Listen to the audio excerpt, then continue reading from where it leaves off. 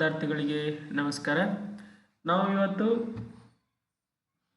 INSV Kaundinya ಅಂತಕ್ಕಂಥ Indian ನಾವೆಲ್ selling vessel ಅಂತಕ್ಕಂಥ ಒಂದು ಕರೆಂಟ್ ಅಫೇರ್ಸ್ ಬಗ್ಗೆ ನಾವು ಇವತ್ತು ನೋಡೋಣ. ತುಂಬಾ ಇಂಪಾರ್ಟೆಂಟ್ ಆಗಿರ್ತಕ್ಕಂಥ ಕರೆಂಟ್ ಅಫೇರ್ಸ್ ಇದು.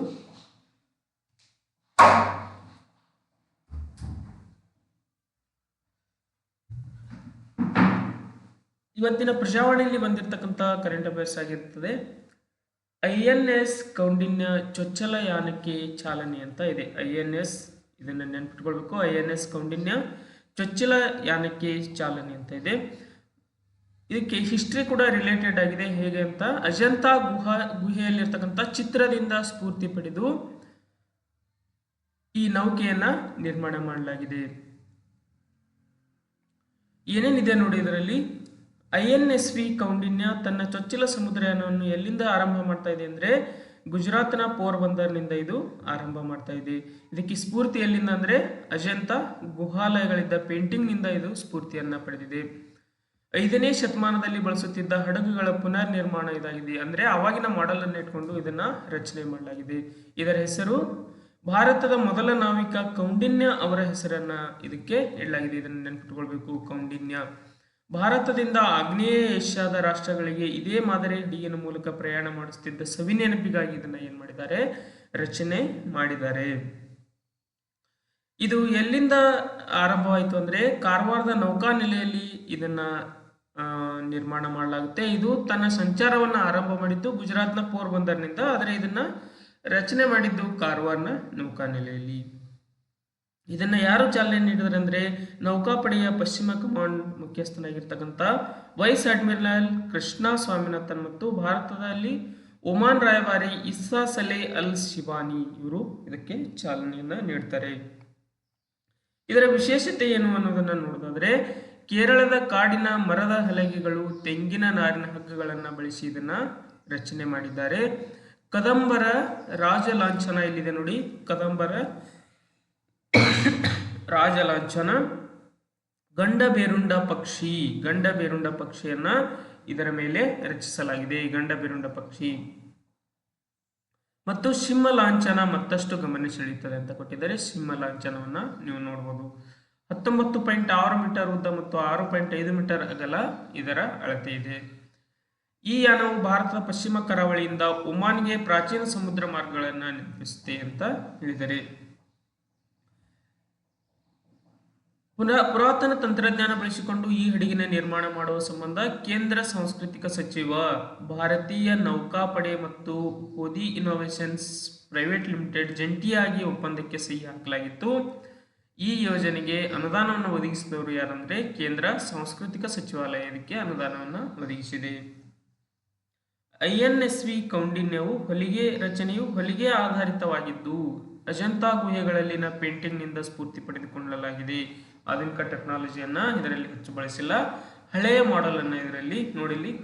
ಗಂಡ ಬೇರುಂಡ ಪಕ್ಷಿಯನ್ನ ನೀವು ನಮ್ಮ ಕದಂಬರ ಲಾಂಛನವನ್ನು ಇದರಲ್ಲಿ ನೋಡಬಹುದು.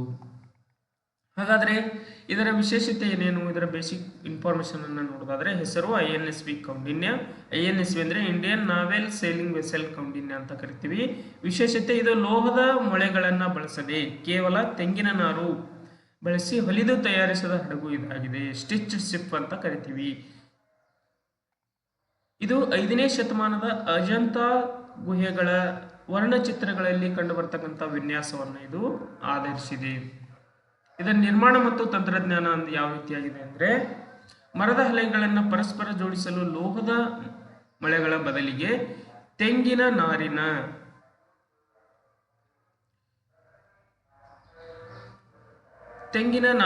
ಹೊಲಿಗೆಯಾಗಿದೆ. ಈ ವಿಧಾನವು ಹಡಗಿನ ತಳಭಾಗಕ್ಕೆ ನಮ್ಯತೆಯನ್ನು, ಫ್ಲೆಕ್ಸಿಬಿಲಿಟಿಯನ್ನ ಇದು ನೀಡುತ್ತದೆ. ಸಮುದ್ರದ ಅಲೆಗಳ ಹೊಡೆತವನ್ನ ಇದು ತಾಳ್ತದೆ ಅಂತ ಹೇಳ್ಬೋದು. ನೆಕ್ಸ್ಟ್, ಇದರಲ್ಲಿ ಬಳಸಿರ್ತಕ್ಕಂಥ ವಸ್ತುಗಳು ಯಾವುವು ಅಂತ ನೋಡೋದಾದ್ರೆ, ಇದರಲ್ಲಿ ಬಳಸಿರ್ತಕ್ಕಂಥ ವಸ್ತುಗಳು ಹಲಸಿನ ಮರ, ತೆಂಗಿನ ನಾರು, ಬೇವಿನ ಎಣ್ಣೆ, ಮೀನಿನ ಎಣ್ಣೆ ಮತ್ತು ಹಸುವಿನ ತುಪ್ಪವನ್ನು ಬಳಸಿ ಇದನ್ನ ನಿರ್ಮಾಣ ಮಾಡಲಾಗುತ್ತೆ. ಯಾರ ಸಹಯೋಗದಲ್ಲಿ ಇದು ರಚನೆಯಾಗಿದೆ ಅಂದ್ರೆ ಕೇಂದ್ರ ಸಾಂಸ್ಕೃತಿಕ ಸಚಿವಾಲಯ ಮತ್ತು ಭಾರತೀಯ ನೌಕಾಪಡೆ ಮತ್ತು ಗೋವಾದ ಹೋಡಿ ಇನೋವೇಷನ್ಸ್ ಕಂಪನಿಯ ಸಹಯೋಗದಲ್ಲಿ ಇದನ್ನು ನಿರ್ಮಿಸಲಾಗಿದೆ.